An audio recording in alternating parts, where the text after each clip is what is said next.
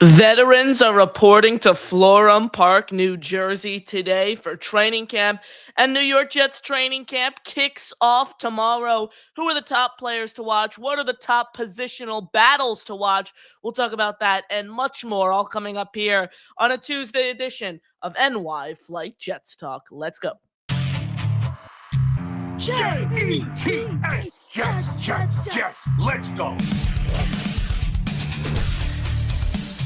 Jets wide receiver Wesley Walker. Wesley, how you doing today? ESPN writer Mr. Rich Cimini, Jets reporter for The Athletic Mr. Zach Rosenblatt, Hall of Famer and Jets legend Mr. Marty Lyons.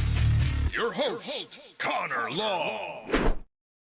What is going on, everyone? Hello, and welcome back here into another edition of NY Flight Jets Talk right here on this Tuesday afternoon, July 22nd, 2025. Make sure you smash that like button and hit subscribe on your way into the building. It's completely free, and it helps us grow significantly right here on the channel. Questions, comments, thoughts, throw all those in the chat. You call into the show with the pinned comment. Don't forget about our membership raffle. Every $2 super chat or gifted membership gives you an opportunity to win a Wayne Corbett, Lavernius Cole, Santana Moss signed photo, a Don Maynard signed photo, an Altoon signed photo, a free item from our merch store, and a channel emoji. And it also gets you an opportunity to win a framed Sauce Gardner photo, which is obviously signed by the man himself, Sauce Gardner. So you get all your super chats and memberships in. Great way to support the show, and they give you an opportunity to win some pretty cool prizes. Appreciate all of your support. As always, though, like I said, smash the like button, hit subscribe. Questions, comments, thoughts in the chat, super chats, and memberships. Get those flowing in. Training camp for the New York Jets kicks off tomorrow. Rookies reported on Saturday. Veterans reported today. They're all coming in. For those who are following the Jets on social media, on X, on Instagram, you see all the veterans coming in. Justin Fields has arrived.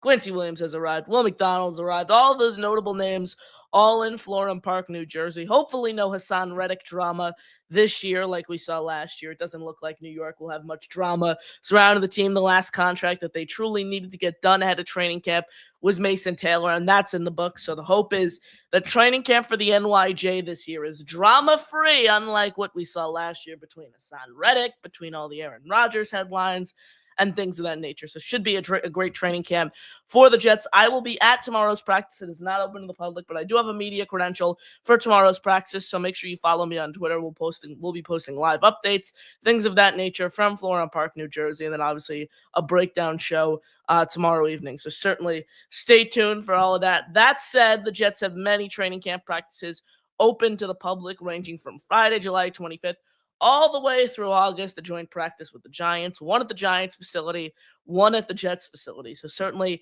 some interesting stuff to look out for here with training camp kicking off. And I know what you guys are wondering. Who are the top players we should be looking for? What are the top positional battles to look for? Well, I'll cover that right here on today's edition of NY Flight Jets Talk. I'll start with the five guys I've tabbed pretty much as the five players I'm really going to hone in on and want to focus on throughout training camp and the preseason here. Coming in at number 5 for me might be a bit of a surprise for some of you. This is a guy whose jersey I'm wearing right now. Hint, came off of the great breakout campaign last year, 2 years ago, in 2023, and then obviously slowed down last year. Was not at the same form that he showed in 2023. Didn't have that much of that, home run ability that really helped him thrive and stick out during the 2023 season. It's going to be Breece Hall. The Jets have hinted, and not even hinted. Aaron Glenn has flat out said that this team is going to take the running back by committee approach, and that's how it's going to work. With obviously you have Isaiah Davis and Braylon Allen of the notable names behind Breece Hall in this running back room. I think Breece Hall is going to have to earn every single snap that he gets on this team because it's the running back by committee approach. Aaron Glenn, Tanner Engstrand, they weren't here in 2023 when he had a breakout campaign. Heck, they weren't here last year. I think Breece Hall is going to have to send a message throughout training camp in the preseason, show why he deserves to still earn the majority of the touches in this running back room, which ultimately I think he does. Breece Hall isn't a guy like some names we'll get to down further on the list who are in jeopardy of being cut, released.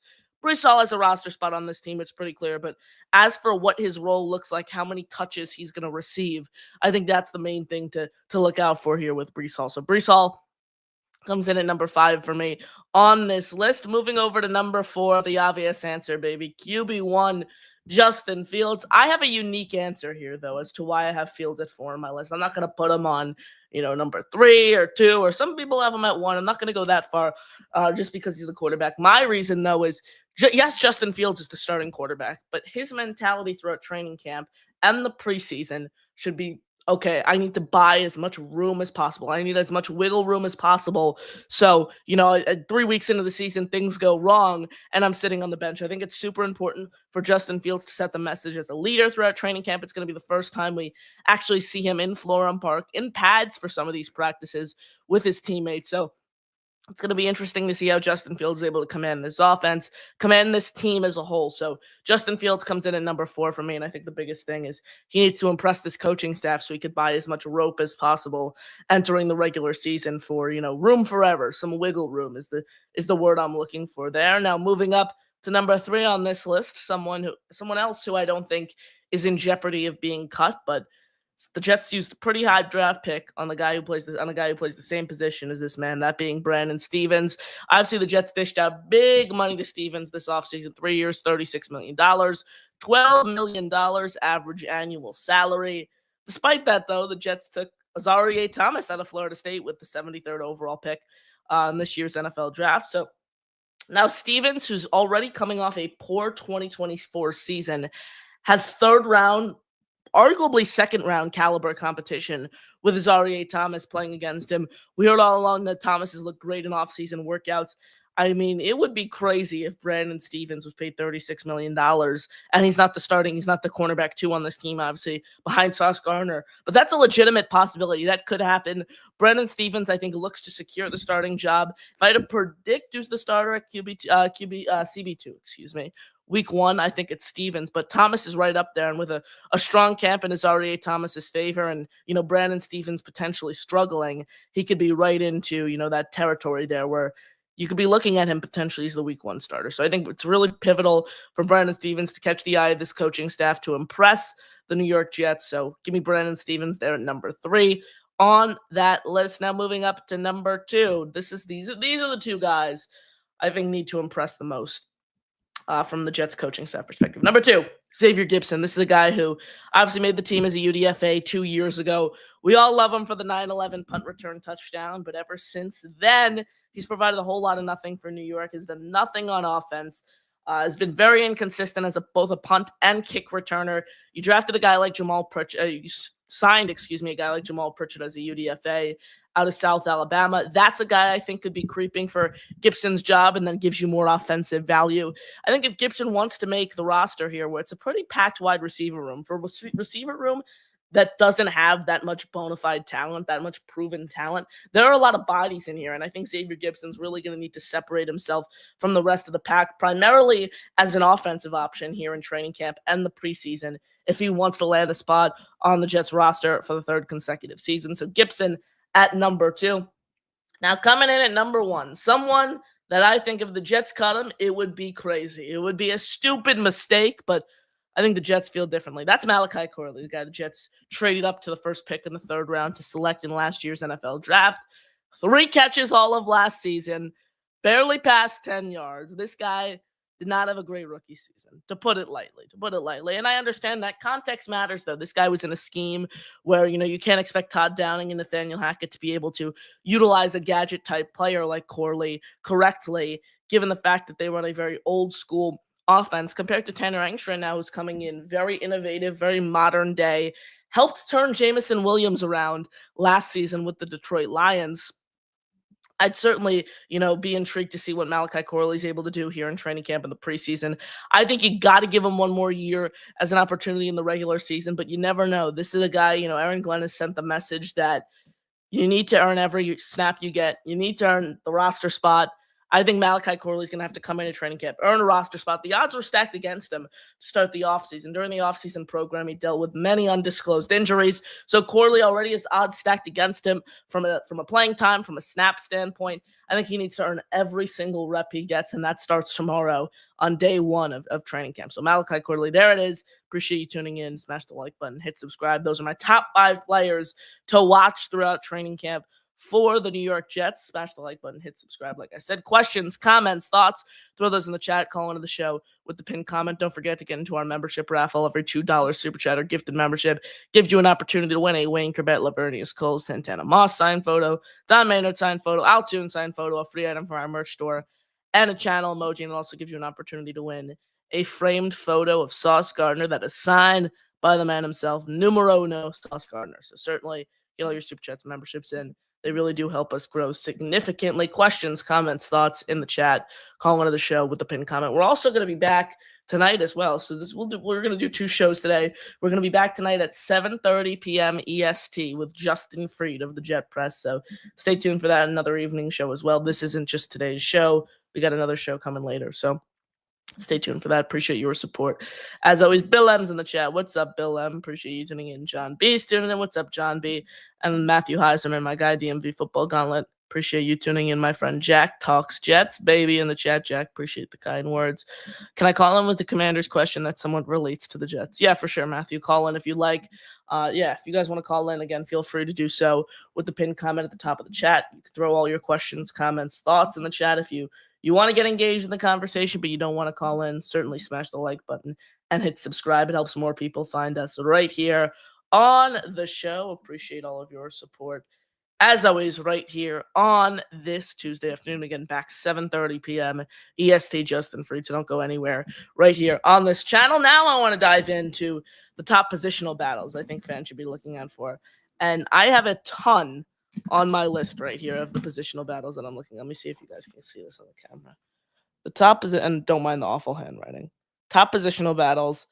8 positional battles that I think are super, super pivotal to watch throughout training camp. That's how many roster spots are up for grabs for, New York. That's how many, that's how much we need to look out for. That's how important these practices are for especially younger players and a lot of players on this team. So the names that the positional battles, that I'm truly looking out for throughout training camp here for the Jets include defensive tackle, wide receiver 2, tight end 2, safety, running back behind Breece Hall, linebacker 3, the kicker and punter position, and cornerback 2. So I want to start with defensive tackle. I think that's going to be Derek Nandi, but I think Byron Coart, is going to give him a true run for his money. I go with Derek Nandi because he's a bigger body. He has more NFL experience. He has more proven NFL experience for that matter as well.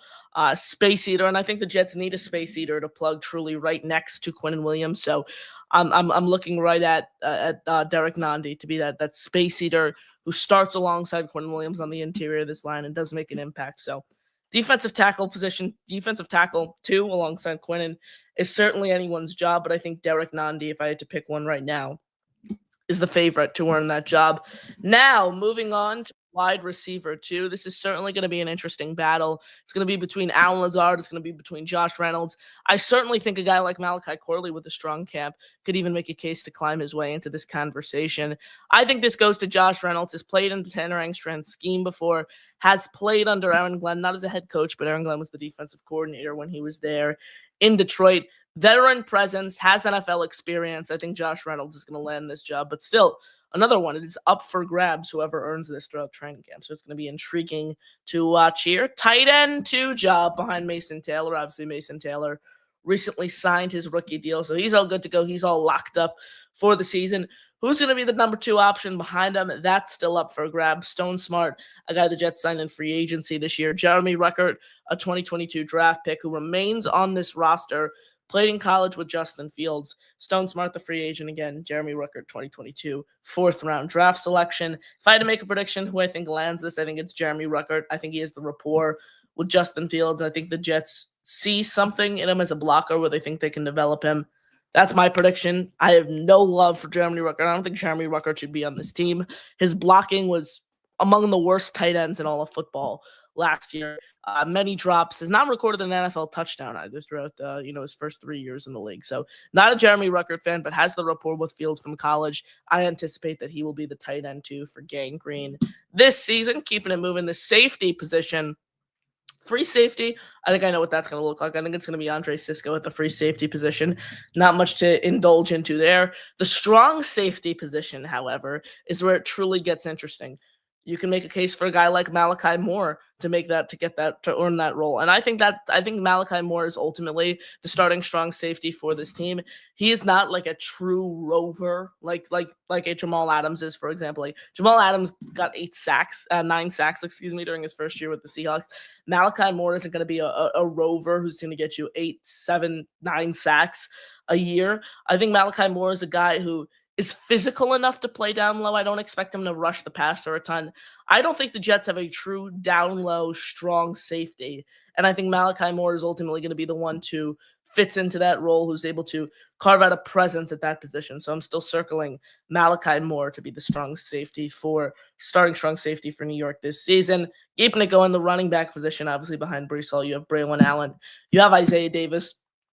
I think it's pretty much safe to say at this point that Braylon Allen showed more last season. He had more opportunities, however. I think Isaiah Davis was far more efficient than Braylon Allen in his reps. I do think they give it to Braylon Allen because I think he complements Fields very, very, very well on those read option type plays. Isaiah Davis is interesting because Brees Hall and Braylon Allen, they bring two different skill sets.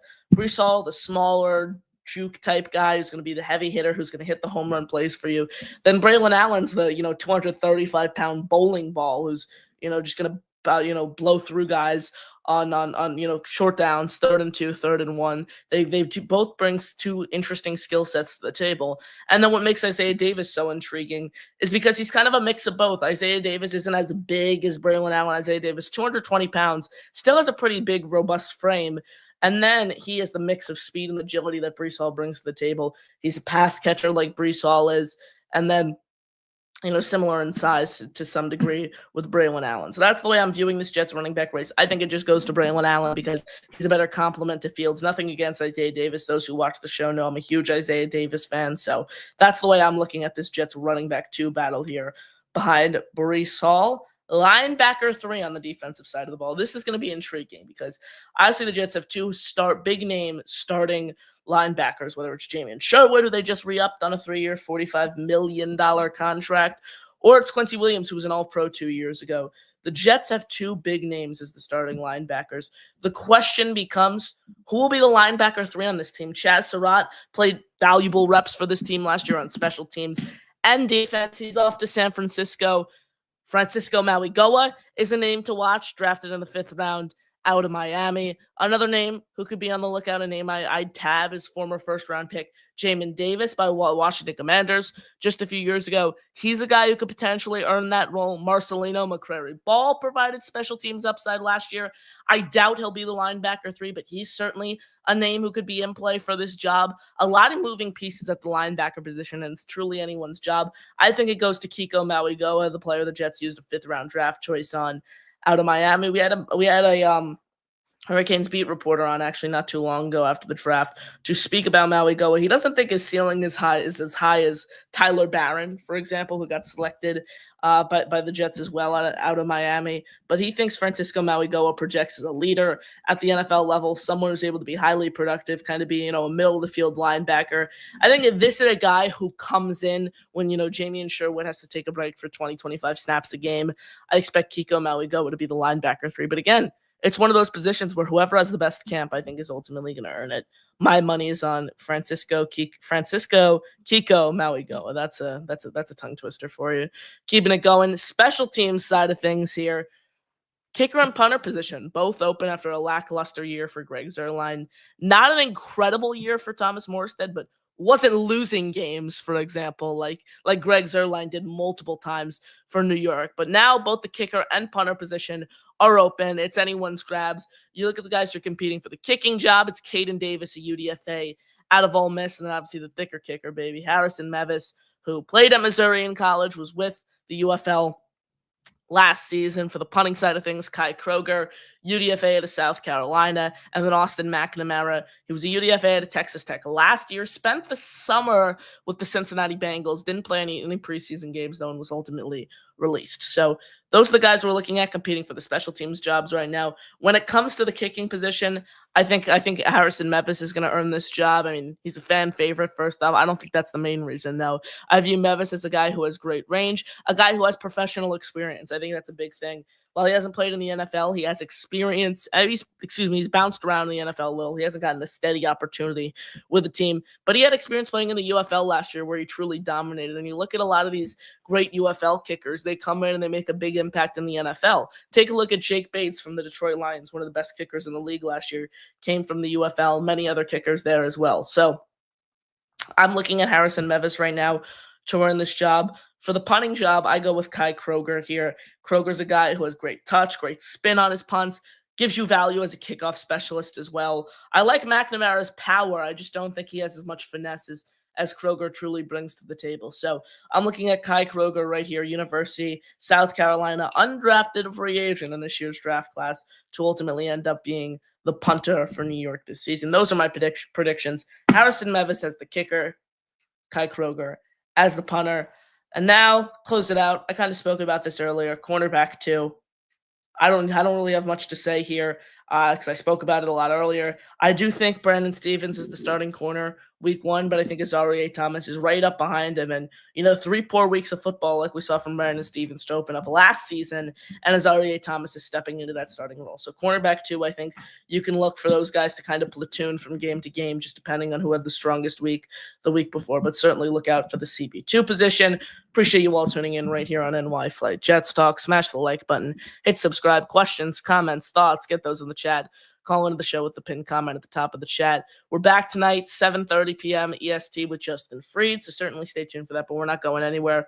We'll still stay on here a little longer. Again, Super Chats, memberships, they get you raffle entries. Appreciate your support as always. Our guy DNY for Life, Devin, became a member. That's a raffle entry for you, Devin. Appreciate your kind words. Appreciate all of your support as always right here on the channel. So that's a raffle entry for you, Devin. I'll pay it back. I'll drop a membership right here on the channel. It's actually only letting me. You know what? YouTube does this thing. They give you 10 memberships you can gift a month, and I can't send 1, but I can send 5. So I'll drop 5 memberships for you guys in the chat, my friends. Appreciate all of your support as always. I just dropped 5 memberships in the chat. Appreciate your support on the show. Super Chats memberships really do help us significantly here on the show. Thank you for your support, Devin. Thank you for all your kind words and how much you support the show as always. So appreciate that. And you are now entered in our membership raffle. Every $2 Super Chat gift and membership gives you an entry. Eli comes in, says, Connor, do you think Allen and Davis get more touches to start the year in case we need to move off of Breece Hall? I expect I expect them to play different roles, if that makes sense there, Eli. I think Isaiah Davis is the guy you look to be the primary pass catcher this year. Breece Hall was a great pass catcher in 2023, but he couldn't hold on to the ball last year, and he had 6 fumbles. I think Isaiah Davis is going to pick up the majority of the load as a pass catcher. I think Braylon Allen's going to be the read option threat with Fields, and then obviously in the short down situations. And then I just view Breece Hall as the first and 10, second and 8 type back who can get you the home run play, can get you the big play. So it's kind of a odd answer here, but I think they're all going to bring something different to the team. I think they're each going to contribute something different to this organization. So that's my answer there. I think every snap is going to need to be earned. That's the bottom line for all 3 of those guys. Actually, I think every single snap is going to have to be earned, whether you're Breece Hall or all the way through Isaiah Davis. So every snap is going to be earned. That's going to be the message from Aaron Glenn here. Appreciate the question, Eli. Again, we'll stay on here a little longer, so throw all your questions, comments, thoughts in the chat. Call into the show with the pinned comment at the top of the chat. Let's go over to the phone lines. Matthew is up here on the show. Matthew, what is going on, brother? Connor, how you doing? I'm doing well. How about yourself? I'm doing good. I appreciate you letting me hop on. So I want to talk about when I said something sort of tied into the Jets. It's the Terry McLaurin deal that sort of ties into Garrett Wilson and the deal he got. So you obviously know I had Fowler on my show earlier today, and there was one thing that he said that's gained a lot of attention. It has like 20,000 views on X, I think, and it was him stating that right now McLaurin is wanting to receive a deal towards what the top receivers in the league are receiving, right? The $30 to $34 million range. And Washington is looking to pay him just slightly more than what he's making right now, which is $23.5 million per year. He said that's based on what he's heard. Where are you at with that? I mean, I feel like compared to what Garrett Wilson got, for instance, what was his contract yearly? What is he making? 4 years, 132. So around 32 annually. Mhm. So we're looking at a situation where he's maybe making, if this is true, $7 or $6 million more per year than Terry McLaurin. I know that age is one thing. Do you think Washington should really be giving McLaurin just slightly over what he's making right now compared to what some of the other receivers in the league have gotten recently? What is he making right now? McLaurin's making 23.5. So I don't know what that means in terms of the contract. Maybe that's 27, maybe that's 28, but either way, How it old is seems he? like 28 years old? he's 29. He's turning 30 in 29. September. But Okay, it so just seems like Adam Peters is being very stingy in terms of this guy's played with 14 quarterbacks. He's been extremely loyal, and you don't want to pass that $30 million threshold. yeah, it's interesting because I was about to say I view McLaurin and Wilson very similarly in the sense that, Wilson has played with 8 quarterbacks throughout 3 years in the league, 8 of which who have, are I would consider not NFL caliber quarterbacks, except potentially Aaron Rodgers, but he's not. I still don't think he should be starting in the NFL at this point in his career. He's still been able to produce eclipsed 1,000 yards all three of his seasons in the league. It's interesting. So, Wilson's making 32 and a half right now. He's making $32.5 million currently on this new deal that he just signed, compared to McLaurin, who said is making around $24 million.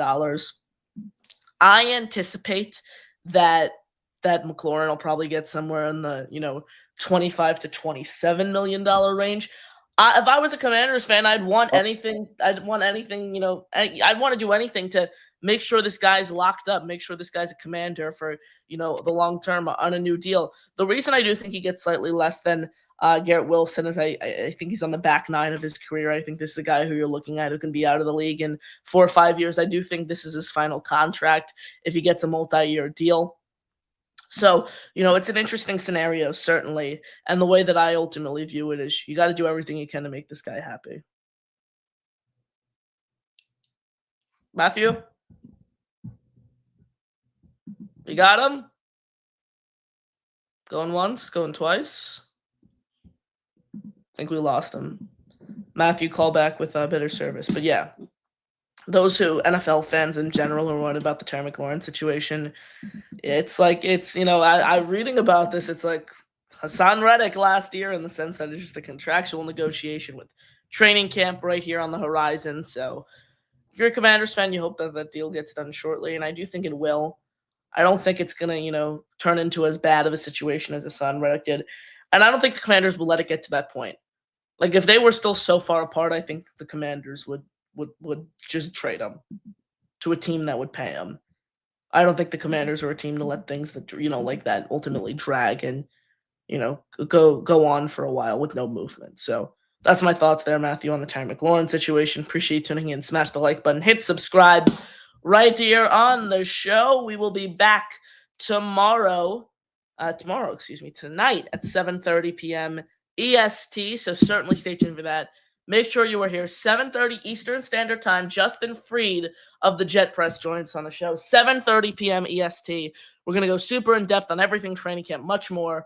Get to all your questions. Get to everything you guys want to know. So 7:30 p.m. EST.